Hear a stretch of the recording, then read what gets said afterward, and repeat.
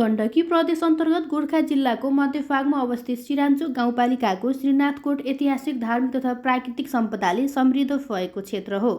प्राचीन गढीहरू जेठाकोट, माइलाकोट र कान्छाकोटसँगै श्रीनाथ मण्डल यस क्षेत्रको मुख्य आकर्षण मानिन्छन्।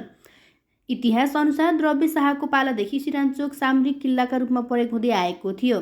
स्थानीय विश्वास अनुसार यही क्षेत्र गुरु गोरखनाथसँग समेत सम्बन्धित छ। श्रीनाथ र मण्डलले छुट्टा छुट्टै देवताका रूपमा पूजा गर्ने परम्परा रहिआएको छ भने न्वागी पर्वमा यहाँ विशेष मेला लाग्ने गर्छ। पर्यटकीय दृष्टिले यहाँ गणेश, मनास्लु, अन्नपूर्ण लगायत हिमालहरूको दृश्य अवलोकन गर्न सकिन्छ। लालीगुराँस, एसेलु, काफल जस्ता प्राकृतिक सम्पदाले क्षेत्रलाई अझ आकर्षक बनाएको छ। मोटर बाटो र सिडी मार्ग निर्माण भए पनि प्रचार प्रसार र पूर्वाधार अभावका कारण अपेक्षित पर्यटक आगमन हुन सकेको छैन। ऐतिहासिक र धार्मिक महत्त्व बोकेको श्रीनाथकोट उचित प्रबन्धन र पूर्वाधार विकासको पर्खाइमा रहेको स्थानीयवासी बताउँछन्।